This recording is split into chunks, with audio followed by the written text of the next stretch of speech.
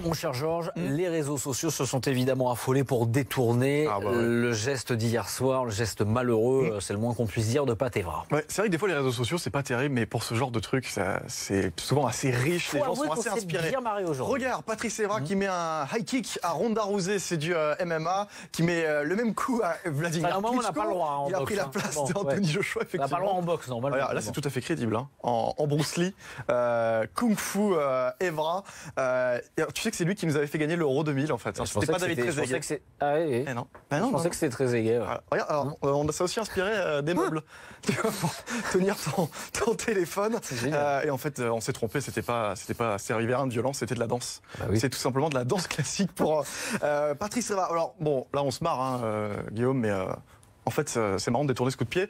Mais nous, on a aussi voulu comprendre, un peu décortiquer ce geste. Alors, eh bien, on est allé là, au dojo Marcel Testard de Sarcelles, dans le Val d'Oise. Arnaud Valadon, notre reporter, a rencontré, eh bien, tu vas voir, ce monsieur, Kenji Grillon. Il est champion du monde de karaté en 2008. Ouais. Et on lui a montré le coup de pied d'Evra. Eh bien, il nous a dit ce qu'il en pensait. Là, il prend de l'élan. Et là, il met un Maoshigiri à la tête. Bah déjà, je tiens à dire que voilà, on cautionne pas, en tant que karatéka, on cautionne pas ces genres d'actions parce que c'est très grave. Là, on en rigole parce que on le prend au second degré, mais c'est très grave ce qu'il a fait. Mais après, d'un point de vue technique karaté, franchement, il met un beau coup de pied. Hein. Franchement, il n'y a rien à dire. Il met, il pivote bien, sa jambe d'appui pivote bien, ça touche la cible. Donc, il voulait toucher la tête. Donc, non, on sent qu'il a déjà fait des sports de combat, le Patrice Evra. Par rapport au coup de pied de Cantona, il y a une différence, c'est comment ? Il y a une grosse différence, parce que Cantona, il fait un sorte de ciseau. Et, on sent que Cantona, il veut traverser le supporter. Lui, il y a du retour. C'est je frappe et je ramène la jambe. Que Cantona, lui, c'est je traverse, il n'y a pas de souci. Donc, je dirais, esthétiquement parlant, c'est de Cantona, il est plus spectaculaire quand même. Oui. Esthétiquement parlant. Mais le geste de Evra est visiblement maîtrisé. Exactement, maîtrisé. Il mérite un 10. Ouais. Mais j'aime beaucoup le principe de la volonté de Cantona de traverser le supporter. On l'avait pas vu comme ça. Bon, alors à Marseille, c'est un peu chaud en ce moment, on l'a vu. Alors qu'à Paris, aujourd'hui, tu vois, c'était détente totale à la veille du déplacement à Angers. C'était même un jour un petit peu spécial pour l'entraîneur Unai Emery.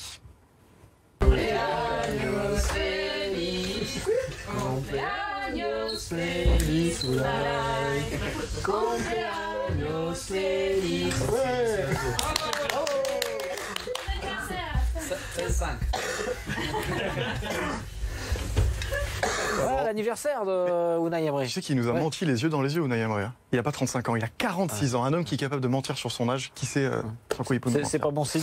Alors on dit que les entraîneurs sont souvent un petit peu langue de bois. Alors est-ce que c'est le cas de Claudio Ranieri, qui est le coach de Nantes? Est-ce qu'il va faire des changements dans son équipe ce week-end? Regarde, on lui a posé la question.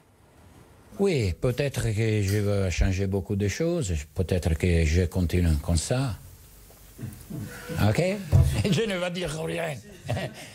Vous connaissez bien, moi, très bien, non? Ils sont seulement 4 mois, mais je parle de rien.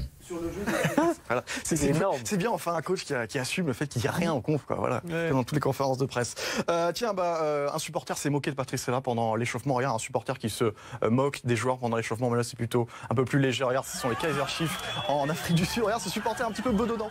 Tu le vois? Il fait la même chose que les joueurs qui sont sur le terrain. Bon voilà, c'est sympa, ça fait marrer tout le monde. Regarde même le staff qui est à côté qui voit ça. Bon, on préfère ce genre d'image quand même. Hein. Ah ouais, non, très clairement, l'avant-match plutôt que ce qu'on a vu hier à Guimarães.